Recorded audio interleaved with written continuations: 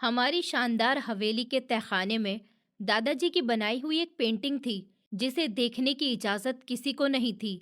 दादाजी के मरने के बाद मैंने छुपकर तहखाने की चाबी ढूंढ निकाली, पेंटिंग पर से कपड़ा हटाया तो वहां हमारे पूरे खानदान की पेंटिंग बनी हुई थी। लेकिन इसमें सबके चेहरे थे, सिर्फ मेरे बाप के अलावा। उनके चेहरे की जगह काला रंग फेर दिया गया था।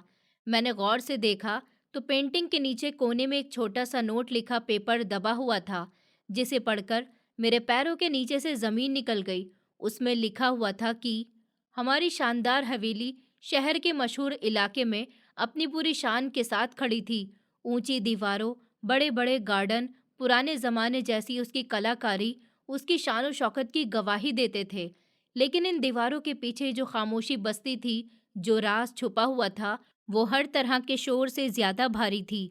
मेरे दादाजी महेंद्र यादव इस हवेली के मालिक थे। एक शानदार व्यक्तित्व, सफेद कुर्ता सलवार और सर पर पगड़ी, हाथ में हमेशा एक छड़ी रहती थी जो चलते वक्त जमीन पर एक ईमानदार ठक ठक की आवाज पैदा करती थी। ये आवाज कभी हवेली के लोगों के लिए धड़कन हुआ करती थी। हवेली के लोग कभी इस आवाज को सुनकर जीते थे, मगर वक्त के साथ साथ ये आवाज सिर्फ एक आवाज बनकर रह गई थी। मैं सुशील, इस हवेली का इकलौता वारिस, अपने दादा की आंख का तारा था। मेरे दादा मुझे बहुत प्यार करते थे। पूरे घर में उन्हें सबसे प्यारा सिर्फ मैं ही था। मुझे याद है कि बचपन में जब मैं डरता था तो दादाजी मुझे बचाते थे। मगर जैसे जैसे मैं बड़ा होता गया, मैंने महसूस किया कि दादा की मोहब्बत के पीछे एक बहुत बड़ा गहरा दुख छुपा हुआ है। एक ऐसा दुख जो उनकी आंखों में जम गया था और जिसने उनके और मेरे बाप ऋषभ यादव के बीच एक ऐसी दीवार खड़ी कर दी थी जिसे गिराना बहुत मुश्किल था। कहानी की शुरुआत मेरे पैदा होने से भी पहले की है और इस शुरुआत में मेरी माँ रूपाली का नाम सबसे ऊपर था। रूपाली मेरे दादा की जान से भी ज्यादा प्यारे दोस्त की बेटी थी। दादा के दोस्त की मौत उनकी जवानी में ही हो गई थी और उनकी बेटी अकेली रह गई थी, नन्ही रूपाली, जिसे दादाजी हवेली ले आए थे। दादाजी के लिए रूपाली सिर्फ एक लड़की नहीं, बल्कि उनकी जान से भी प्यारे दोस्त की आखिरी निशानी थी, जिसे वो कभी खोना नहीं चाहते थे। वो उसे अपनी बेटियों से बढ़कर चाहते थे। रूपाली थी भी ऐसी ही मासूम और बहुत ज्यादा संस्कारी। उनकी आंखों में एक ऐसी खूबसूरती और नमी थी जो पत्थर दिल को भी मोम कर देती थी। दादा ने उसे परियों की तरह पाला था। रूपाली ने कभी भी किसी चीज की ख्वाहिश नहीं की थी। उसकी हर ख्वाहिश कहने से पहले ही पूरी हो जाती थी। दादा उनकी बात बिना कहे समझ लेते थे। लेकिन दादा की जिंदगी का एक और हिस्सा था और वो था उनका इकलौता बेटा, मेरा बाप ऋषभ। ऋषभ मतलब मेरे पापा दादा से बिल्कुल अलग थे। लाड प्यार ने उन्हें जिद्दी और घमंडी बना दिया था।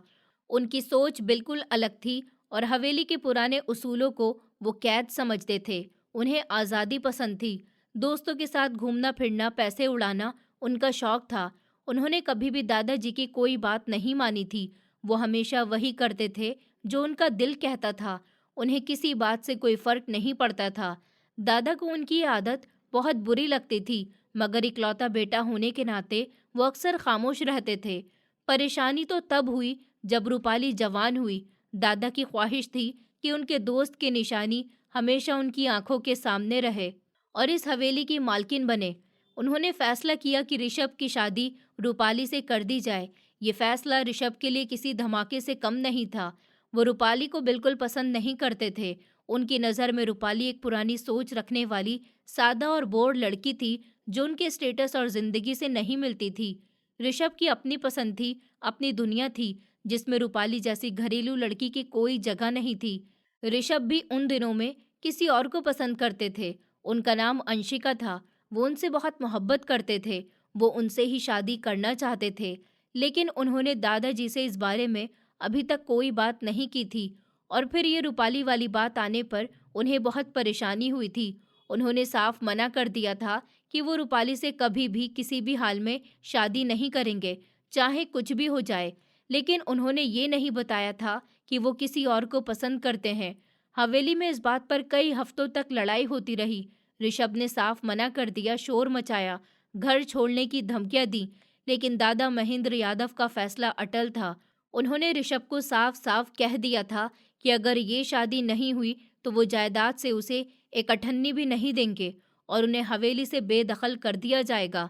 ऋषभ एक आराम पसंद करने वाला इंसान था। वो दौलत और जायदाद से दूरी के बारे में सोच भी नहीं सकता था। वो एक पैसा उड़ाने वाला इंसान था। वो कभी पैसों के बिना नहीं जी सकता था। उन्हें आज़ादी पसंद थी, लेकिन आज़ादी भी पैसों से ही मिलती है।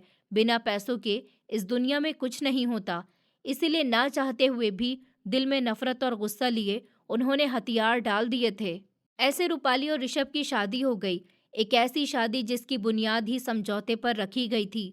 रूपाली जो अपनी मासूमियत में ये समझ रही थी कि वो अपनों के घर में हमेशा की तरह खुश रहेगी, ये नहीं जानती थी कि उसका पति उसे पत्नी नहीं बल्कि अपनी आज़ादी के रास्ते की रुकावट समझता है। शादी के बाद के वो कुछ साल जिनके बारे में मैंने बाद में घर की पुरानी नौकरानी नंदिनी से सुना था, रूपाली के लिए किसी मुश्किल से कम नहीं थे। ऋषभ का रवैया उनके साथ बहुत सख्त और जालिम था। वो उसे नज़रअंदाज करते थे, उनकी बात का जवाब नहीं देते थे और अक्सर रातों में गायब रहते थे। वो रूपाली से बिल्कुल भी बात नहीं करते थे। वो उनसे बहुत दूर दूर रहते थे। दादाजी के कहने पर उन्होंने शादी तो कर ली थी, लेकिन वो रूपाली से जितना दूर रह सकते थे वो रहते थे। रूपाली ने कभी दादाजी से इस चीज़ की शिकायत नहीं की। वो चुपचाप सब सहती रहती थी। शायद उसे लगता था कि उसकी मोहब्बत कभी न कभी ऋषभ के दिल को जीत लेगी। दादाजी को शायद ऋषभ के रवैये का अंदाज़ा था, लेकिन वो भी इस उम्मीद पर खामोश थे कि बच्चा होने के बाद शायद ऋषभ सुधर जाएगा और फिर मैं पैदा हुआ, सुशील, खानदान का वारिस। मेरे पैदा होने पर दादा ने पूरी हवेली में जश्न मनाया था। पूरे खानदान में मिठाइयाँ बंटवाई थी। वो इतने खुश थे कि उनके पैरों के नीचे ज़मीन नहीं रुक रही थी। लेकिन ऋषभ के लिए मैं भी सिर्फ एक जिम्मेदारी था।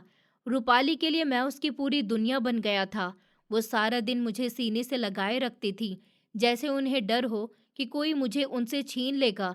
लेकिन किस्मत को कुछ और ही मंजूर था।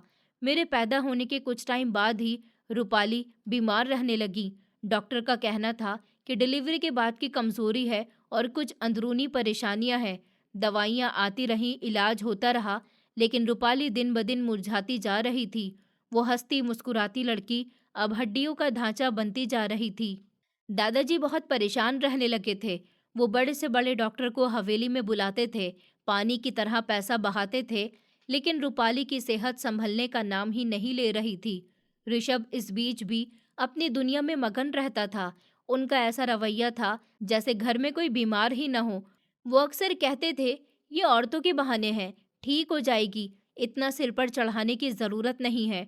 औरतें तो ऐसी ही नाटक करती हैं, ज़रा सी बीमारी हो और वो बेड पर लेट जाती हैं। नंदिनी आंटी हमारी नौकरानी बताती थी कि आखिरी दिनों में रूपाली की आंखों में एक अजीब सा डर आ गया था। वो ऋषभ को देखकर डर जाती थी, लेकिन कमज़ोरी इतनी थी कि बोल नहीं पाती थी। और फिर वो मुश्किल रात भी आई जब रूपाली हमेशा के लिए खामोश हो गई। मैं उस वक्त मुश्किल से 2 साल का था। मुझे याद नहीं कि मेरी माँ कैसी थी, लेकिन मैंने सुना है कि जब वो मरी तो दादा महेंद्र यादव बहुत ज़ोर ज़ोर से रो रहे थे। वो ऐसे रोए थे जैसे उनका अपना दिल निकल गया हो। उनके प्यारे दोस्त की निशानी उनकी बेटियों जैसी रूपाली जवानी में ही इस दुनिया को छोड़कर चली गई थी। रूपाली की मौत को ऊपर वाले की मर्जी और बीमारी के नतीजे का नाम दे दिया गया था। लोग अफसोस करने आए थे। ऋषभ भी उदास चेहरा बनाकर सबसे मिला था, लेकिन उसके दिल में कोई दुख नहीं था। लेकिन हवेली की दीवारों ने महसूस किया कि रूपाली की मौत के बाद दादा बदल गए थे। वो अचानक बहुत खामोश हो गए थे। उनकी कमर जैसे झुक गई थी। सबसे अजीब बात ये थी कि रूपाली की मौत के कुछ ही हफ्तों के बाद दादा का रवैया ऋषभ के साथ बिल्कुल बदल गया था। वो ऋषभ पर गुस्सा नहीं करते थे, ना ही चिल्लाते थे, बल्कि उन्होंने ऋषभ की तरफ देखना ही छोड़ दिया था। जैसे ऋषभ उनके लिए कोई मतलब ही नहीं रखता था या फिर उन्हें बर्दाश्त ही नहीं होता था। दादा बहुत उदास रहने लगे थे, लेकिन ऋषभ को इन सब बातों से कोई फर्क नहीं पड़ता था। वो अब भी अपनी दुनिया में मगन रहता था। दादा पूरा दिन मुझे अपनी गोद में रखते थे, मुझे अपने सीने से लगाए रखते थे, मुझे कभी वो खुद से दूर नहीं करते थे। वो मुझसे बहुत ज़्यादा प्यार करते थे, इतना कि जितना कोई माँ अपने बच्चे से करती है। उन्होंने कभी मुझे माँ की कमी महसूस नहीं होने दी थी। ये वो वक्त था जब ऋषभ ने अपनी दूसरी शादी की ख्वाहिश बताई थी। रूपाली को गए हुए अभी 6 महीने भी नहीं हुए थे कि ऋषभ ने अपनी पसंद की शादी कर ली थी। ये उनकी पुरानी मोहब्बत थी, एक पढ़े लिखे और अमीर घर की लड़की, अंशिका, जो बाद में मेरी सौतेली माँ बन चुकी थी। हैरत की बात यह थी कि दादा ने इस शादी पर भी कुछ नहीं कहा था। उन्होंने खामोशी से इजाज़त दे दी थी, जैसे अब उन्हें किसी बात की परवाह ही न हो। उन्होंने किसी से कुछ नहीं कहा था। अंशिका माँ, मेरी सौतेली माँ, बाकी सौतेली माँ जैसी नहीं थी। वो सच में एक अच्छी औरत थी। शायद ऋषभ अपनी पसंद की शादी करके खुश थे, इसलिए घर का माहौल कुछ बेहतर हो गया था। अंशिका माँ ने मुझे, जो एक बिन माँ का बच्चा था, बहुत प्यार दिया। बाद में उनसे मेरे 2 भाई बहन टीना और राहुल पैदा हुए। हम तीनों भाई बहनों में बहुत प्यार था और अंशिका माँ ने कभी मेरे और अपने बच्चों के बीच फर्क नहीं किया था। वो ऋषभ का भी बहुत ध्यान रखती थी और घर को जोड़कर रखती थी। लेकिन इस खानदानी रिश्तों में एक धब्बा हमेशा मौजूद रहा, और वो था दादा और ऋषभ का रिश्ता। मैं जैसे जैसे बड़ा हो रहा था, ये बात दिल से महसूस करता था कि दादा मेरे बाप से बात नहीं करते। वो मुझे बहुत प्यार करते थे, मुझे अपने साथ रखते थे, मुझे घुड़सवारी सिखाते थे, मुझे स्कूल छोड़ने जाते थे, मुझे हर काम सिखाते थे, अपने बहुत पास रखते थे। लेकिन जैसे ही ऋषभ सामने आते थे, दादाजी का चेहरा पत्थर का हो जाता था। वो अपनी नज़रें फेर लेते थे। ऋषभ कभी कभी कोशिश करते थे कि अपने बाप से बात करें, खास तौर पर जब उन्हें काम के लिए पैसे चाहिए होते थे। दादाजी बिना उनकी तरफ देखे चेक साइन कर देते थे या मुंशी को कहकर पैसे भिजवा देते थे, लेकिन जबान से एक शब्द भी नहीं कहते थे। ऋषभ अपनी नई जिंदगी में मगन थे। वो खुश थे कि अब वो अपनी पसंद की पत्नी के साथ हैं और दादा की रोक-टोक भी खत्म हो गई। वो समझते थे कि दादा शायद उनकी दूसरी शादी या रूपाली की जल्द ही मौत की वजह से नाराज हैं, और वक्त के साथ-साथ ये नाराजगी खत्म हो जाएगी। या शायद उन्हें अब दादा की नाराजगी की परवाह ही नहीं थी, क्योंकि उन्हें तो सब कुछ मिल चुका था और उन्हें सब कुछ मिल भी रहा था।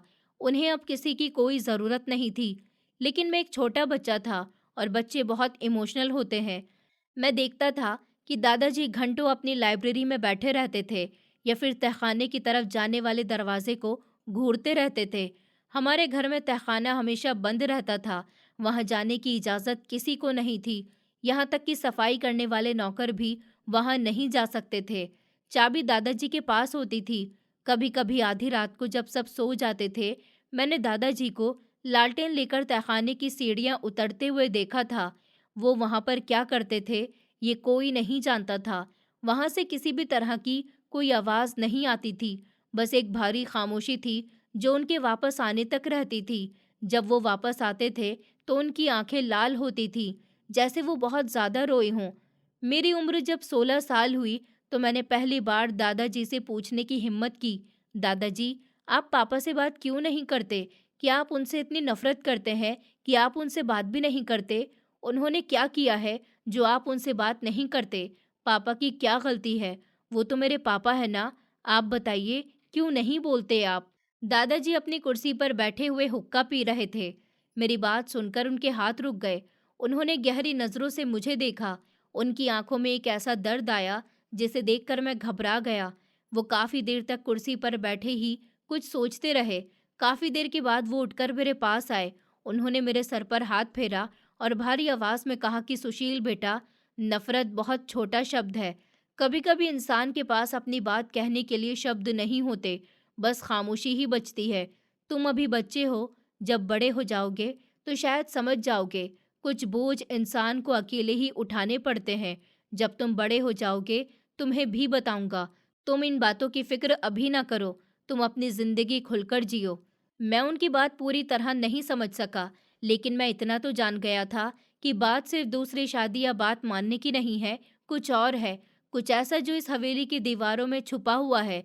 ऋषभ अक्सर अंशिका माँ से कहते थे कि पिताजी पागल हो गए हैं, बुढ़ापे का असर है, रूपाली के गम में पगला गए हैं। मैंने क्या किया है? बीमार थी, वो मर गई। अब मैं क्या सारी जिंदगी उदास बैठा रहता? इसमें मेरी क्या गलती है जो वो मुझसे बात नहीं करते? मैंने तो नहीं मारा उसे, मेरी तो कोई गलती नहीं है। अब मैं उसकी वजह से अपनी पूरी जिंदगी तो बर्बाद नहीं कर सकता था। पता नहीं पिताजी को क्या हो गया, कोई बाप अपने बेटे के साथ ऐसा नहीं करता जैसा वो मेरे साथ करते हैं। अंशिका माँ उन्हें समझाती थी कि वो बाप हैं, उनकी इज्जत करें, लेकिन ऋषभ के लहजे में दादाजी के लिए बिल्कुल भी मोहब्बत नहीं बची थी। अंशिका माँ ने उन्हें बहुत बार समझाया था कि आपको पिताजी से अच्छे से बात करनी चाहिए। वो आपके बाप हैं, उन्होंने आपको पाल पोस कर बड़ा किया, उनकी वजह से ही आज आप यहाँ पर खड़े हैं। अगर वो नहीं होते तो आप आज भी यहाँ नहीं होते। आपको खुद उनसे प्यार से बात करनी चाहिए, उन्हें समझाना चाहिए। लेकिन ऋषभ को उनकी बातों से कोई फर्क नहीं पड़ता था। वो बिजनेस संभाल चुके थे और अब उन्हें लगता था कि वो घर के असली मालिक हैं। दादाजी ने भी बिजनेस पूरी तरह ऋषभ के हवाले कर दिया था, शायद इसीलिए कि वो ऋषभ से किसी भी तरह नहीं मिलना चाहते थे। वो अपने ही दुनिया में गुम हो गए थे। उन्हें अब किसी भी बात से कोई लेना देना नहीं होता था। उनका ज्यादा वक्त प्रार्थना करने में गुजरता था या फिर वो मुझे अपने पास बिठाकर रूपाली की बातें करते थे। वो बताते थे कि मेरी माँ कैसी थी, वो क्या पहनती थी, उन्हें क्या पसंद था। वो कभी ये नहीं बताते थे कि वो बीमार कैसे हुई या उनके आखिरी दिन कैसे थे। बस उनकी अच्छी यादें बताते रहते थे, जैसे वो उनको जिंदा रखने की कोशिश कर रहे हैं। वो मुझे बताते थे कि मेरी माँ बहुत अच्छी थी। जब उनके माँ बाप की एक कार एक्सीडेंट में मौत हुई तो दादाजी उन्हें अपने साथ ले आए थे और फिर मेरे बाप से उनकी शादी कर दी थी। और मेरी माँ बहुत संस्कारी थी। वो कभी भी मुझे रूपाली को भूलने नहीं देना चाहते थे। वक्त पड़ लगाकर उड़ता गया। मैं यूनिवर्सिटी में आ गया था। मेरे सौतेले भाई बहन भी बड़े हो रहे थे।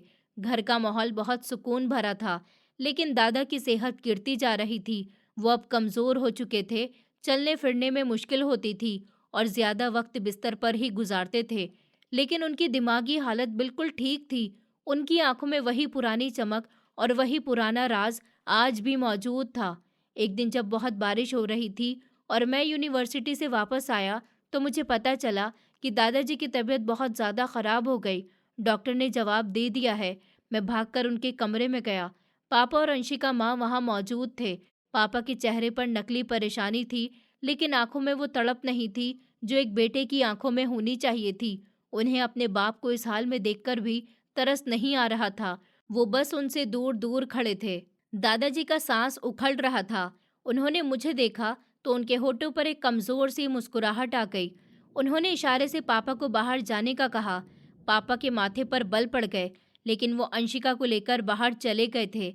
कमरे में सिर्फ मैं और दादाजी ही रह गए थे। उन्होंने कांपते हाथों से अपने तकिए के नीचे से एक चाबी निकाली। ये एक पुरानी जंग भरी चाबी थी, वही चाबी जिसे मैं बचपन से उनके पास देखता था, तहखाने की चाबी। उन्होंने मेरा हाथ थामा और वो चाबी मेरी मुट्ठी में दबा दी। उनकी आवाज़ बहुत धीमी थी। सुशील, मेरे बाद इस चाबी का हक सिर्फ तुम्हारे पास है। वहाँ पर एक पेंटिंग है जो मैंने खुद बनाई है, उसे देखना, लेकिन वादा करो फैसला गुस्से में नहीं करोगे। जब तुम उसे देखोगे तो तुम्हें सब कुछ समझ आ जाएगा। उस तहखाने को खोलना और वहाँ जाना और सब सच का पता लगा लेना। और मेरे पास अब ज़्यादा वक्त नहीं बचा, इसलिए अब मैं चाहता हूँ कि तुम्हें सारी सच्चाई पता चल जाए। और मेरे बेटे, अपना बहुत ध्यान रखना। तुम्हारे दादा तुमसे बहुत प्यार करता है। कभी भी अपने आप को अकेला मत समझना, हमेशा अपने दिल की सुनना। मैं रो रहा था। मैं कुछ समझ ही नहीं पा रहा था कि वो क्या कह रहे हैं। मैंने बस हाँ के इशारे में सर हिलाया। दादाजी, आपको कुछ नहीं होगा। आप मुझे छोड़कर नहीं जा सकते। आप बिल्कुल ठीक हो जाएंगे। आप ऐसी बातें क्यों कर रहे हैं? आप तो मेरे प्यारे दादा हैं ना। आप चले जाएंगे तो मेरा ध्यान कौन रखेगा? प्लीज़ दादाजी, ऐसी बातें मत करिए। मैंने रोते हुए कहा, अरे बेटा, एक न एक दिन तो सबको जाना होता है और वैसे भी मैं तो इतना जी लिया, अब और जीकर क्या करूँगा? तुम बस अपना ध्यान रखना। उन्होंने अपने होठों पर मुस्कुराहट सजाते हुए कहा, प्लीज़ दादाजी, ऐसा मत कहिए। आप मुझे छोड़कर कहीं नहीं जा सकते। मैं रो रहा था, लेकिन उन्होंने अपनी आंखें बंद कर ली थीं। उनके चेहरे पर एक अजीब सा सुकून आ गया था, जैसे सालों का बोझ उतर गया हो। और फिर कुछ ही लम्हों के बाद हवेली का वो मजबूत इंसान महेंद्र यादव हमेशा के लिए खामोश हो गया। उनकी मौत मेरे लिए एक बहुत बड़ा सदमा थी, लेकिन मुझे क्या मालूम था कि असली सदमा तो अभी मेरा इंतज़ार कर रहा है। वो चाबी जो मेरी जेब में पड़ी थी और तहखाने का दरवाज़ा मुझे बुला रहा था, मगर मैं नहीं जानता था कि उस दरवाजे के पीछे जो राज छुपा हुआ है, वो मेरी पूरी ज़िंदगी को पलट कर रख देगा। दादाजी के मरने के बाद वक्त कैसे गुजरा, मुझे पता ही नहीं चला। बस ऐसा लगता था जैसे मैं किसी गहरे समंदर में डूबता जा रहा हूँ, जहाँ आवाजें तो सुनाई देती हैं मगर बातें समझ नहीं आती। हवेली जो कभी दादाजी की खांसी और उनकी छड़ी के ठक-ठक से गूंजती थी, अब एक जंगल की तरह खामोश हो चुकी थी। अफसोस करने के लिए आने वाले लोग भी बढ़ते जा रहे थे। शहर के बड़े-बड़े अमीर और रिश्तेदार लोग आ रहे थे। मैं देख रहा था कि मेरे पापा आंखों में काला चश्मा लगाए हराने वाले इंसान के गले मिल रहे थे। उनका अंदाज बहुत उदास था। वो बार-बार जेब से रुमाल निकालकर अपनी खुश्क आंखों को साफ करते थे और भरी हुई आवाज में कहते थे कि पिताजी के जाने से मेरे सर पर छत नहीं रही। पिताजी होते तो मैं कभी अकेला नहीं पड़ता। आज मैं बिल्कुल अकेला हो चुका हूँ। मेरे पिताजी मुझे छोड़कर क्यों चले गए? लेकिन मैं जो उनका बेटा था और अब जवान हो चुका था, उनके लहजे के नकलीपन को महसूस कर सकता था। उनके गम में वो तड़प नहीं थी जो किसी के बिछड़ने पर दिल को चीर देती है, बल्कि उनके लहजे में एक अजीब सी बेताबी थी, जैसे वो चाहते हों कि ये सारी बातें जल्द से जल्द खत्म हों और वो अपनी नई जिंदगी की शुरुआत करें, जिसमें अब वो खुद अपनी जिंदगी के मालिक थे। मुझे उनसे नफरत तो नहीं थी, मगर एक अजीब सी अजनबियत जरूर महसूस होती थी। वो मेरे बाप थे, मगर दादाजी के जाने के बाद मुझे दिल से एहसास हुआ कि मेरा और उनका रिश्ता सिर्फ खून का है, दिल का नहीं। अंशिका माँ सच में उदास थी। मैंने उन्हें कई बार छुपकर रोते हुए देखा था। वो दादाजी की बहुत इज्जत करती थी और शायद वो अकेली इंसान थी जो इस घर में मेरे दर्द को समझ रही थी। मेरे सौतेले भाई बहन टीना और राहुल भी अभी छोटे थे। वो मौत को पूरी तरह नहीं समझते थे, लेकिन घर का माहौल देखकर डरे हुए थे। मैं अक्सर उन्हें अपने पास बिठा लेता था, उन्हें कहानी सुनाता था ताकि वो डर ना जाएं। मैं उनसे बहुत मोहब्बत करता था। मैंने कभी भी उन्हें खुद से अलग नहीं समझा था। वो मुझे अपने सगे भाई बहनों की तरह प्यारे थे और अंशिका माँ भी मुझे अपनी माँ की तरह प्यारी थी। ये वक्त था जब मुझे अपने अंदर दादा की दी हुई जिम्मेदारी का एहसास जागता हुआ महसूस हुआ। मैं अब सिर्फ एक बेटा या पोता नहीं था, मैं इस खानदान का वारिस था और मेरी जेब में पड़ी वो ठंडी और भारी चाबी मुझे हर पल याद दिलाती थी कि मेरा काम अभी खत्म नहीं हुआ, बल्कि शुरू हुआ है। दादाजी की मौत के कुछ दिनों के बाद जब लोगों का आना जाना कम हुआ और जिंदगी बदलने लगी, तो हवेली का माहौल भी बदलने लगा। ऋषभ साहब ने बिजनेस का पूरा कंट्रोल संभाल लिया था। वो अब सुबह सवेरे निकलते थे और रात को वापस आते थे। उनके चेहरे पर अब बिल्कुल भी उदासी नहीं रही थी, बल्कि एक जीत भरी मुस्कुराहट थी। एक रात खाने की टेबल पर उन्होंने अचानक ऐलान किया कि वो हवेली के कुछ हिस्सों को गिराकर नए तरीके से बनवाना चाहते हैं, खास तौर पर पुराना ब्लॉक जहां दादाजी का कमरा और लाइब्रेरी थी। मेरे हाथ से निवाला गिर गया। मैंने तड़प कर कहा था कि पापा, वो दादाजी की निशानी है, आप ऐसा कैसे कर सकते हैं? दादाजी अब इस दुनिया में नहीं रहे, लेकिन उनकी निशानी आप नहीं खत्म कर सकते। आप ऐसी बातें मत करिए, ऐसा कभी नहीं होगा। पापा ने बहुत सुकून से पानी का गिलास अपने होठों से लगाया और लापरवाही से कहा कि सुशील, मोहब्बत से दुनिया नहीं चलती, हमें वक्त के साथ चलना चाहिए। मैं वहाँ एक स्विमिंग पूल और गेस्ट हाउस बनाने का सोच रहा हूँ। अब उस कमरे की हमें कोई ज़रूरत नहीं है। तुम्हारे दादाजी तो अब चले गए, तो हम अब उस कमरे का क्या करेंगे? फालतू बातें करना बंद करो और अपना खाना खाओ। उनके लहजे में दादाजी के लिए ज़रा भी इज्जत नहीं थी। अंशिका माँ ने भी उन्हें रोकने की कोशिश की थी कि अभी ज़्यादा टाइम नहीं हुआ, लोग क्या कहेंगे? आप ऐसा मत करिए। और वैसे भी एक कमरा ही तो है, एक कमरा तोड़कर आपको क्या ही मिल जाएगा? वो पिताजी की आखिरी निशानी समझकर रहने दीजिए। और आप जानते तो हैं कि सुशील को अपने दादा से कितना प्यार है, उसके लिए ही रहने दीजिए। मगर पापा ने हाथ के इशारे से उन्हें खामोश करवा दिया। तुम इस मामले में मत बोलो, ये मेरा घर है, मैं जो चाहूँ वो कर सकता हूँ। अब मुझे उस कमरे की कोई ज़रूरत नहीं। पिताजी होते तो मैं कुछ नहीं करता, लेकिन पिताजी नहीं है तो उस कमरे का क्या होगा? इसलिए मैं कल परसों में ही किसी मजदूर को लाकर दिखाऊंगा और उसे नए सिरे से बनाना शुरू करूंगा, अपनी पसंद से। वो कमरा अब यहाँ नहीं रहेगा। उन्होंने अपना फैसला सुना दिया था। उस रात मुझे नींद नहीं आई। मुझे लगा कि अगर मैंने देर कर दी तो शायद दादा की निशानियों के साथ साथ वो राज भी जमीन के नीचे दब जाएगा, जिसको बचाने के लिए उन्होंने मुझे वो चाबी दी थी। मेरी जेब में पड़ी चाबी मुझे पुकार रही थी। पिछले कई दिनों से मैं तहखाने की तरफ जाने की हिम्मत नहीं कर पा रहा था। एक डर था, एक अनजाना सा डर कि वहां पर क्या होगा। दादा ने मरते वक्त कहा था कि फैसला गुस्से में मत करना। दादाजी की यही बात मुझे डराती थी कि न जाने वहाँ ऐसा क्या था जो दादाजी ने मुझे ऐसा कहा था। इसका मतलब था कि वहाँ कुछ ऐसा था जो मुझे डरा सकता था। लेकिन अब पापा के इरादे सुनकर मुझे लगा कि और इंतज़ार करना ठीक नहीं होगा। अगली रात जब चाँद बादलों में छुपा हुआ था और हवेली पर गहरा सुकून छाया हुआ था, मैंने फैसला कर लिया कि मैं उसी तहखाने में जाऊँगा और सब सच का पता लगाऊँगा। दादाजी ने वहाँ ऐसा क्या छुपाया था जो मुझे जानना बहुत ज़रूरी था। इससे पहले कि देर हो जाए, घड़ी में रात का 1 बज रहा था। सब अपने कमरों में सो रहे थे। मैंने धीरे से अपने कमरे का दरवाज़ा खोला। हवेली का लाउंज अंधेरे में डूबा हुआ था। सिर्फ कहीं-कहीं दीवारों पर लगे धीमे बल्बों की रोशनी परछाई बना रही थी। मेरी अपनी सांसों की आवाज़ मुझे किसी तूफान की तरह लग रही थी। मैं दबे पाँव चलता हुआ उस रास्ते की तरफ मुड़ा जो तहखाने की सीढ़ियों की तरफ जाता था। यह हवेली का सबसे पुराना हिस्सा था। यहाँ कोई नहीं जा सकता था। सिर्फ दादाजी ही जाया करते थे। उन्होंने सख्ती से लोगों से मना कर रखा था। वो उस तहखाने की सफाई भी नहीं कराते थे। अगर कोई धोखे से उस रास्ते की तरफ चला जाता तो दादाजी उसे बहुत ज़्यादा डांटते थे। यहाँ की दीवारों से पुरानी मिट्टी की महक आती थी।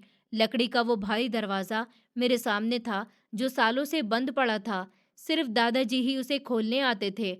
कभी वहाँ किसी ने सफाई भी नहीं की थी। मैंने कांपते हाथों से जेब में से वो चाबी निकाली। मेरे दिल की धड़कन इतनी तेज थी कि मुझे लगा कि शायद ये बाहर निकल आएगा। मैंने चाबी ताले में डाली। ताला बहुत पुराना था। पहले तो वो घूमा ही नहीं। मैंने जोर लगाया। एक जोरदार आवाज़ गूंजी जिसने रात के सन्नाटे में मुझे डरा दिया। मैं डर कर रुक गया, कहीं कोई जाग न जाए। मैं कुछ लम्हे के लिए सांस रोककर खड़ा रहा, लेकिन हवेली खामोश रही। मैंने दोबारा से जोर लगाया और कट की आवाज़ के साथ ताला खुल गया। मैंने कुंडी खोली और दरवाज़ा धकेला। दरवाजे के खुलने पर एक लंबी खतरनाक चीख जैसी आवाज़ निकली, जैसे कोई कैदी सालों बाद जेल से निकल रहा हो। मैंने मोबाइल की टॉर्च जलाई और अंदर झाँका। सामने गुफ अंधेरा था और सीढ़ियाँ नीचे उतरती जा रही थीं। वहाँ से एक अजीब सी मिट्टी, पुराने कागज़ और बंद कमरे की बू आ रही थी। मैंने पहला कदम सीढ़ी पर रखा तो लकड़ी चुड़चुड़ाई। मैं धीरे-धीरे नीचे उतरा। हर कदम के साथ मुझे दादा का चेहरा याद आ रहा था। वो इन सीढ़ियों से उतरते हुए क्या सोचते होंगे? वो क्या छुपाने आते होंगे? सीढ़ियाँ खत्म हुई तो मैं एक बड़े से कमरे में था। मोबाइल की टॉर्च की रोशनी में धूल के नाचते हुए जाले दिखाई दे रहे थे। तहखाना बहुत ही ज्यादा बड़ा था। यहाँ दीवारों के साथ पुरानी अलमारियाँ, टूटे हुए फर्नीचर के ढेर और कुछ संदूक पड़े थे। हर चीज में मोटी मोटी धूल की तह जमी हुई थी। मकड़ी के जाले छत से लटक रहे थे जो मेरे बालों और चेहरे से टकरा रहे थे। मैं आगे बढ़ा। मेरे टॉर्च की रोशनी इधर उधर घूम रही थी कि अचानक मेरी नज़र कमरे के बिल्कुल सामने पड़ी। वहाँ कुछ अलग था, बाकी सामान से बिल्कुल अलग। कमरे के बीचों बीच एक लकड़ी का स्टैंड रखा हुआ था जिस पर एक बड़ी सी चीज रखी थी और उसे एक मुलायम लाल कपड़े से ढका गया था। वो कपड़ा भी धूल से भरा हुआ था, लेकिन मैं पास पहुंचकर रुक गया। मेरे हाथ कांप रहे थे। मुझे दादा की बातें याद आ रही थी। उसे देखना, लेकिन फैसला गुस्से में मत करना। मैंने गहरा सांस लिया, अपने हाथ आगे बढ़ाए और कपड़े के कोने को थाम लिया। एक लम्हे के लिए मैं हिचकिचाया। क्या मैं सच का सामना करने के लिए तैयार हूँ? मैंने अपने मन में सोचा, लेकिन फिर ऋषभ साहब का चालाक चेहरा और दादा की बेचैनी का ख्याल मेरे दिमाग में आया। मैंने फिर एक झटके से कपड़ा खींच लिया। कपड़ा फर्श पर गिर गया और धूल का एक बादल उड़ा। पूरे कमरे में धूल धूल फैल गई थी। मैंने खांसने के बाद नजरें उठाई और टॉर्च की रोशनी सीधी पेंटिंग पर डाली। जो कुछ मैंने देखा उसने मेरे पैरों के नीचे से जमीन निकाल दी। वो एक बहुत शानदार पेंटिंग थी, इतनी जिंदा और खूबसूरत कि लगता था पेंटिंग में सांस लेते हुए इंसान कैद कर दिए गए हैं। पेंटिंग के रंग इतने साल गुजरने के बाद भी बिल्कुल नहीं बदले थे। पेंटिंग में हमारी हवेली का यही लाउंज मौजूद था। बीच में कुर्सी पर दादा महेंद्र यादव बैठे थे। उनके चेहरे पर वही घमंड और इज्जत थी जो उनकी जिंदगी में थी, लेकिन उनकी आंखों में एक ऐसा प्यार भरा था जो शायद ही दुनिया ने देखा हो। उनके दाएं तरफ एक औरत खड़ी थी। मैं पहचान गया कि ये मेरी माँ रूपाली थी। मैंने उनकी फ़ोटो सिर्फ पुरानी एल्बम में ही देखी थी, लेकिन इस पेंटिंग में वो इतनी खूबसूरत और मासूम लग रही थी कि मेरी आंखों में आंसू आ गए। उन्होंने सफ़ेद कपड़े पहने हुए थे और उनकी गोद में एक नन्हा सा बच्चा था। शायद वो मैं था। उनके चेहरे पर एक उदासी सी मुस्कुराहट थी जैसे वो जानती हो कि उनके पास वक्त बहुत कम है। उनकी आंखें पेंटिंग से बाहर मुझे देख रही थी। इतने जिंदा आंखें थी कि मुझे लगा कि वो अभी बोल पड़ेंगी। पेंटिंग के बाएं तरफ दादा के पीछे एक और इंसान खड़ा था। लंबा कद और कपड़ों से साफ पता चल रहा था कि ये मेरे पापा ऋषभ हैं। मैंने टॉर्च की रोशनी उनके चेहरे पर डाली ताकि उनकी जवानी देख सकूं, और यही वो लम्हा था जब मेरे शरीर में कपकपी दौड़ गई। मेरे पैरों के नीचे से जमीन निकल गई। मुझे यकीन नहीं हो रहा था कि मैंने क्या देख लिया। ऋषभ मतलब मेरे बाप के शरीर के ऊपर जहाँ चेहरा होता है, वहाँ चेहरा नहीं था।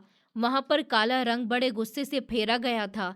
ये ब्रश की कोई गलती नहीं थी, न ही वक्त के साथ रंग खराब हुआ था, बल्कि ऐसा लगता था कि किसी ने बहुत नफरत और गुस्से में आकर मोटे ब्रश से काला रंग थोपकर इस चेहरे को खराब किया है।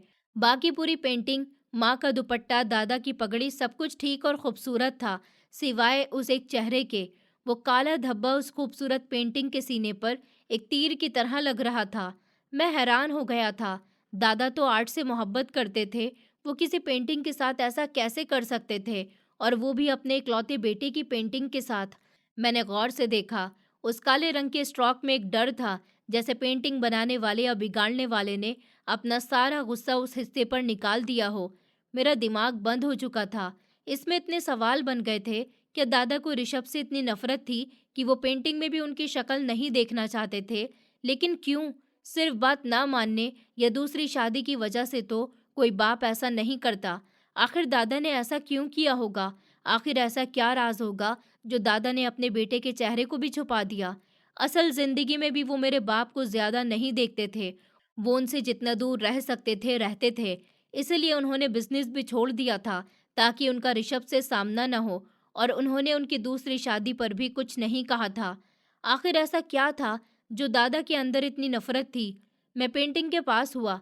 मैं उस काले निशान को छूकर देखना चाहता था। तभी मेरी नज़र पेंटिंग के नीचे बाएं कोने में पड़ी। वहाँ फ्रेम और कैनवस के बीच एक छोटा सा कागज फंसा हुआ था। ये आम कागज नहीं था, बल्कि पुराने जमाने का पीला पड़ा हुआ लेटर जैसा लग रहा था। उसे बड़े ध्यान से वहां छुपाया गया था ताकि किसी और को दिखाई न दे। मेरा दिल जोर जोर से धड़कने लगा। मुझे यकीन हो गया कि पेंटिंग का राज इसी कागज में दबा हुआ है। मैंने कांपते हुए हाथ से वो कागज निकाला। वो कागज बहुत पुराना हो चुका था। मैंने टॉर्च मुंह में दबाई और दोनों हाथों से उस कागज को खोला। उस पर दादा की कांपती हुई राइटिंग थी। पेन जगह जगह से फैला हुआ था, जैसे लिखते वक्त उनके हाथ कांप रहे थे या शायद आंसू गिरे हों। मैंने पढ़ना शुरू किया। लेटर की पहली बात ही मुझे डराने के लिए काफ़ी थी। वहाँ पर लिखा हुआ था, सुशील, अगर तुम ये पढ़ रहे हो तो इसका मतलब है मैं अपनी गलती और डर का बोझ तुम्हारे कंधों पर डाल चुका हूँ। मैं जानता हूँ ये जानना तुम्हारे लिए आसान नहीं होगा। इसे जानकर तुम्हें बहुत दुख होगा, लेकिन अब ये ज़रूरी था। मेरे जाने के बाद तुम ही मुझे सबसे ज़्यादा प्यारे थे, और मैं चाहता था कि इस सच के बारे में तुम भी जान जाओ। इस पेंटिंग को गौर से देखो। ये अधूरी नहीं है, ये पूरा सच है। जिस चेहरे को मैंने काला किया है, वो मेरे बेटे का नहीं। मेरी नज़रें दादा के कांपते हुए शब्दों पर जमी हुई थी, और दिल किसी हथौड़े की तरह बज रहा था। टॉर्च की रोशनी में वो पुराना कागज का टुकड़ा मेरी जिंदगी का सबसे खतरनाक सच बता रहा था। मैंने थूक निकलकर हलक गीला किया और आगे पढ़ना शुरू किया।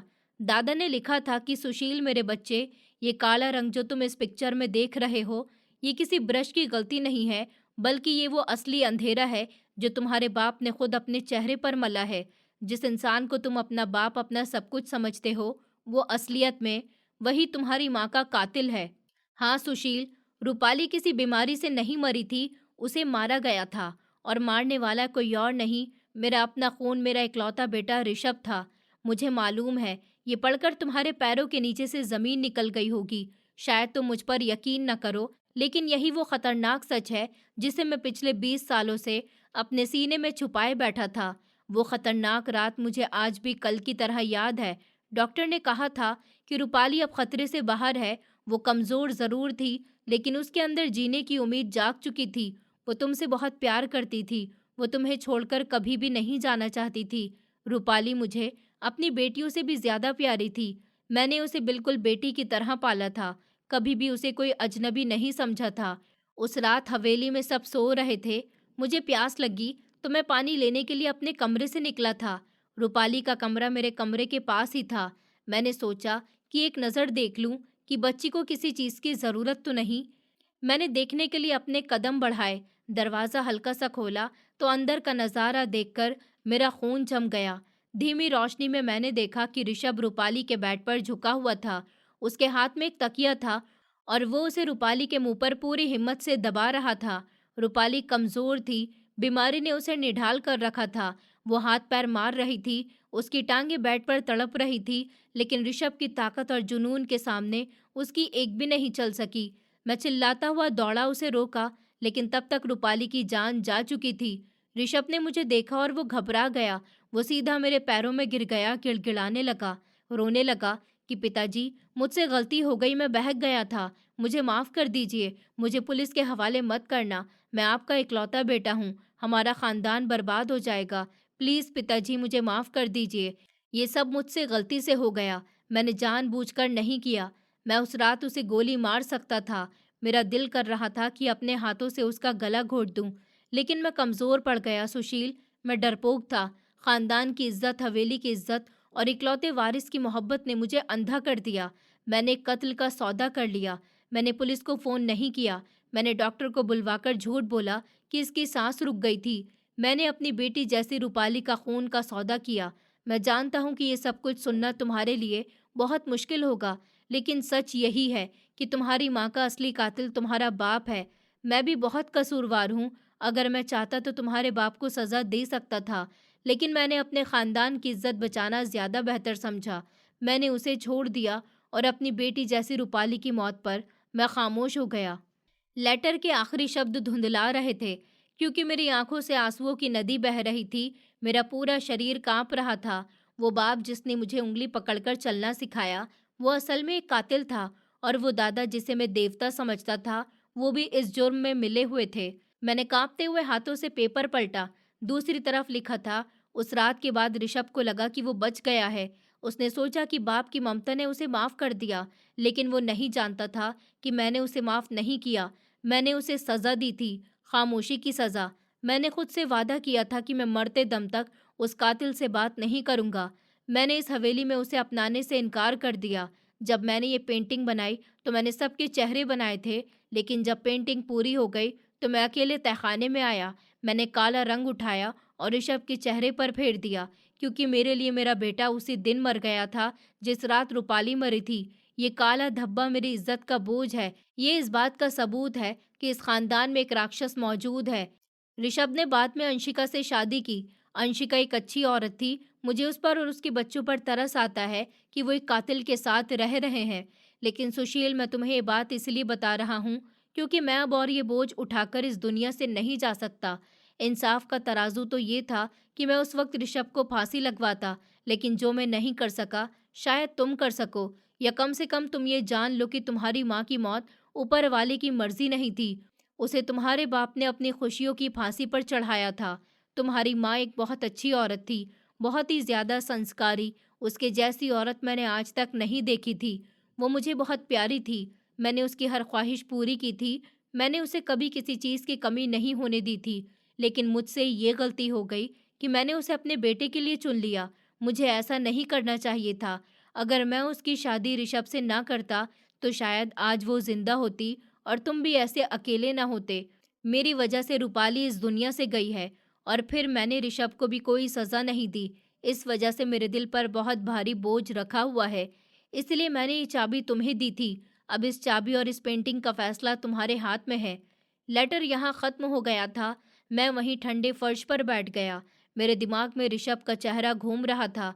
उनकी हंसी, उनका प्यार, उनका अंशिका माँ के साथ रवैया, सब कुछ एक धोखा था। एक धोखा। मुझे याद आया कि बचपन में जब भी मैं माँ के बारे में पूछता था तो ऋषभ कैसे बात बदल देते थे।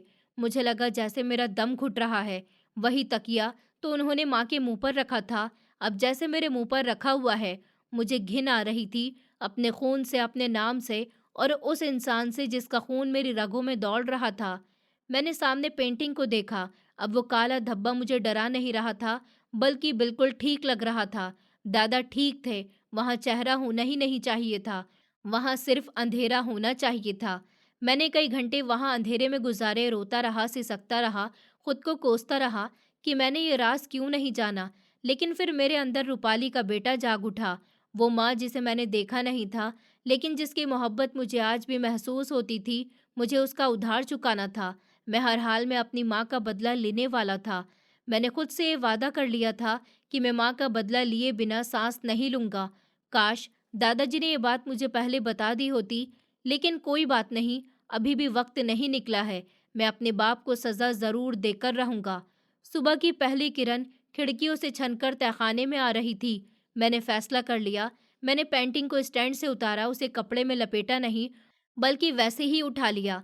दादा का लेटर मुट्ठी में दबाया और सीढ़ियों की तरफ बढ़ गया। अब मेरे कदमों में कपकपाहट नहीं थी। अब मेरे अंदर एक तूफान था जो सब कुछ बहाकर ले जाने के लिए तैयार था। जब मैं तहखाने से निकलकर लाउंज में पहुंचा तो नाश्ते का वक्त हो चुका था। हवेली में रोज की तरह जिंदगी चल रही थी। बर्तनों के टकराने की आवाज आ रही थी और किचन से खुशबुएं उठ रही थी। ये सब कितना नॉर्मल था, जैसे इस घर की दीवारों में कोई खून ना बहा हो। मैं डाइनिंग हॉल के दरवाजे पर जाकर रुक गया। सामने का नज़ारा हमेशा की तरह था। ऋषभ साहब कुर्सी पर घमंड से बैठे थे और अखबार पढ़ रहे थे, और चेहरे पर एक सुकून भरी मुस्कुराहट थी। अंशिका माँ उन्हें चाय बनाकर दे रही थी। राहुल और टीना स्कूल जाने के लिए तैयार बैठे थे और आपस में हंस हंस कर बातें कर रहे थे। मुझे वहां देखकर सब चौंक गए। मेरी हालत अजीब थी। कपड़े धूल से भरे हुए थे, आंखें लाल थी और हाथों में वो बड़ी सी पेंटिंग थी जिसका रुख मेरी तरफ था। ऋषभ साहब ने अखबार नीचे किया और हैरत से बोले कि सुशील, ये क्या हुलिया बनाया हुआ है और ये हाथ में क्या है? तुम रात भर कहाँ थे? उनकी आवाज में वही घमंड था, वही बाप होने का घमंड। मैंने कोई जवाब नहीं दिया, बस खामोशी से आगे बढ़ा और डाइनिंग टेबल से नाश्ते की ट्रे हटाकर वो पेंटिंग रख दी। पेंटिंग का रुख अब उन सब की तरफ था। कमरे में बिल्कुल खामोशी छा गई। सबकी नजरें उस पेंटिंग पर जम गईं। मैंने देखा कि ऋषभ साहब का चेहरा, जो एक लम्हे के लिए सुकून में था, अचानक सफेद पड़ गया। उनकी आंखें फैल गईं और वो कुर्सी से जा टकराए। अंशिका माँ ने हैरानी से पिक्चर को देखा और फिर घबराकर पूछा कि ये तो दादाजी की बनाई हुई पेंटिंग है ना, लेकिन इसमें ऋषभ का चेहरा ये काला क्यों है? टीना और राहुल भी डर गए, लेकिन मेरी नजरें सिर्फ ऋषभ साहब पर थीं। मैं उनकी आंखों में वो डर देख रहा था जो 20 साल पहले दादा ने देखा होगा। उनके होठ कपकपा रहे थे, लेकिन आवाज बिल्कुल नहीं निकल रही थी। उनका सामना अपने बीते हुए कल से हो चुका था, वो बीता हुआ कल जिसे उन्होंने तहखाने में बंद समझा था। मैंने जेब से वो लेटर निकाला और ऋषभ साहब के सामने प्लेट में रख दिया। मेरी आवाज जब निकली तो वो अपनी नहीं लग रही थी। मेरी आवाज बहुत भारी और साफ थी। पढ़िए इसे, ये दादा की जायदाद है और आपके नाम उनका आखिरी खत। ऋषभ साहब ने कांपते हाथों से वो कागज उठाना चाहा, लेकिन उनकी हिम्मत नहीं हुई। वो जानते थे कि उसमें क्या लिखा होगा। वो नजरें चुरा रहे थे कि ये सब बकवास है। पिताजी आखिरी वक्त में पागल हो गए थे, उन्हें कुछ नहीं पता। वो बस कुछ भी बोलते रहते थे, इन सब पर यकीन मत करो। वो हकला रहे थे। उनका लहजा डरा हुआ था, लेकिन उनका पसीना उनकी चोरी को बता रहा था। पढ़िए। मैं दहाड़ा था। मेरी आवाज में कमरा गूंज उठा। अंशिका माँ सहम कर पीछे हट गईं। ऋषभ साहब ने मजबूरी में कागज उठाया। जैसे ही उनकी नजर लिखाई पर पड़ी, उनके हाथ से कागज छूटकर गिर गया। वो मुंह छुपाने की नाकाम कोशिश करने लगे। अंशिका माँ ने लपक कर वो कागज उठा लिया। ऋषभ साहब ने उन्हें रोकना चाहा। अंशिका, मत पढ़ो, ये सब कुछ झूठ है। लेकिन देर हो चुकी थी। अंशिका माँ ने तेजी से सब कुछ पढ़ दिया था। उनके चेहरे के एक्सप्रेशन बदल रहे थे, हैरत, सदमा और फिर बहुत नफरत। जब उन्होंने पढ़ना खत्म किया तो उन्होंने ऋषभ साहब की तरफ ऐसे देखा जैसे वो कोई अजनबी इंसान हो। तुमने तुमने रूपाली को मारा था? अंशिका माँ की आवाज़ कांप रही थी। तुमने मुझसे शादी करने के लिए एक मासूम लड़की की जान ले ली। मुझे लगा था कि वो बीमारी से मरी है। ऊपर वाले, मैं किसके साथ रह रही थी? ये मुझसे कितनी बड़ी गलती हो गई। मैं एक कातिल के साथ रह रही थी, और कातिल भी ऐसा कि जिसने अपनी ही पत्नी को मार दिया हो, अपने बेटे को अनाथ कर दिया हो। राहुल और टीना अपनी माँ से चिपट गए थे। वो रो रहे थे। ऋषभ साहब अब खड़े हो चुके थे। वो अपनी सफाई देने की कोशिश कर रहे थे कि देखो अंशिका, वो एक हादसा था। मैं जवान था, मैं फंस गया था। मैं तुमसे मोहब्बत करता था, मैं मजबूर हो गया था। उनकी बातें उनकी गलती बता रही थी। हवेली की दरो दीवार ने आज 20 साल बाद सच सुन लिया था। मैंने उनकी आंखों में आंखें डालकर कहा, आप मजबूर नहीं थे, आप जालिम थे। दादा ने आपको पुलिस के हवाले नहीं किया क्योंकि वो कमज़ोर थे, वो आपसे प्यार करते थे, लेकिन उन्होंने आपको कभी माफ़ नहीं किया, इसलिए वो आपसे बात नहीं करते थे। इसलिए उन्होंने पेंटिंग में आपका चेहरा मिटा दिया क्योंकि उनके लिए आप मर चुके थे और आज मेरे लिए भी मेरा बाप मर गया। काश दादाजी ने आपको जब भी सज़ा दे दी होती, आपको गोली से मार दिया होता या फिर पुलिस के हवाले कर दिया होता। ऋषभ साहब मेरी तरफ भागे। सुशील बेटा मेरी बात तो सुनो, मैंने तुम्हें पाला है, मैं तुम्हारा बाप हूँ। मैंने हाथ के इशारे से उन्हें वहीं रोक दिया। खबरदार मेरे पास मत आना। मेरा बाप वो था जो इस पेंटिंग में है, जिसका चेहरा नहीं है। आप सिर्फ एक कातिल हैं। मैं आपको पुलिस के हवाले कर सकता हूँ, आपको फांसी लगवा सकता हूँ और आप यकीन करिए मेरा दिल भी यही चाह रहा है, लेकिन मैं ऐसा नहीं करूँगा। ऋषभ साहब की आंखों में उम्मीद की एक किरण जागी, लेकिन मैंने उसे फौरन ही बुझा दिया। मैं ऐसा इसलिए नहीं करूँगा क्योंकि मैं अंशिका माँ और उनके बच्चों को अदालत के चक्कर नहीं लगवाना चाहता और ना ही दादा की इज्जत को उछालना चाहता हूँ। लेकिन आपकी सज़ा ये है कि अब आप इस हवेली में रहेंगे, अकेले, बिल्कुल अकेले। मैं ये घर छोड़कर जा रहा हूँ हमेशा के लिए और मैं अंशिका माँ और बच्चों को लेकर अपने साथ जा रहा हूँ। अगर उनकी मर्ज़ी हो तो मैं अब इस घर में 1 मिनट भी नहीं रुकूंगा और आपकी यही सज़ा होगी कि आप इस हवेली में अकेले रहेंगे, अकेले तड़पेंगे। अंशिका माँ ने फौरन मेरा हाथ थाम लिया। मैं एक पल भी इस कातिल के साथ नहीं रहूंगी। ये एक कातिल है। अगर मेरे बच्चे इसके साए में बढ़ेंगे तो उन पर भी असर होगा। मैं 1 मिनट भी इस हवेली में नहीं रुकूंगी। अब ये यहाँ अकेले रहेंगे, तड़पेंगे, मरेंगे, हमें इससे कोई मतलब नहीं होगा। ये ऋषभ साहब के लिए आखिरी तीर था। उनकी दुनिया जिसे उन्होंने खून बहाकर और झूठ बोलकर बनाया था, ताश के पत्तों की तरह बिखर रही थी। उनकी दौलत, उनका बिजनेस, उनकी हवेली, सब कुछ उनके पास था, लेकिन उनका अपना खून उन्हें छोड़कर जा रहा था। मैंने मुड़कर नहीं देखा। मैं कमरे में गया, अपना ज़रूरी सामान उठाया, दादा की पेंटिंग और वो लेटर अपने बैग में रखा। अंशिका माँ और बच्चों ने भी जल्दी जल्दी सामान पैक किया था। ऋषभ साहब दरवाजे पर खड़े हमें रोकते रहे, मिन्नतें करते रहे, अपने घुटनों पर बैठकर रोते रहे, लेकिन अब उनके आंसू बेकार थे। जब हम हवेली के दरवाजे से बाहर निकल रहे थे तो मैंने आखिरी बार पीछे मुड़कर देखा। ऋषभ साहब इस आलीशान हवेली के लॉन में अकेले खड़े थे, बिल्कुल वैसे ही जैसे पेंटिंग में दादा के पीछे खड़े थे। अकेला और बेचारा। उनके पास अब सिर्फ वो दीवारें थीं और उन दीवारों में कैद रूपाली की चीखें। मैंने वो हवेली, वो जायदाद, वो करोड़ों की सल्तनत उनके मुंह पर दे मारी थी, क्योंकि मैं जानता था कि अब यह हवेली उनके लिए घर नहीं बल्कि एक जंगल बन जाएगी, जहां वो जिंदा तो रहेंगे लेकिन जी नहीं पाएंगे। मैंने गाड़ी स्टार्ट की और धूल उड़ाते हुए वहां से निकल गया। सामने खुली सड़क थी और मेरे दिल में एक अजीब सा सुकून था। रूपाली का उधार उतर चुका था और पेंटिंग का राज हमेशा के लिए हवेली की दीवारों के हवाले हो गया था। दोस्तों, उम्मीद करती हूँ आपको हमारी कहानी पसंद आई होगी।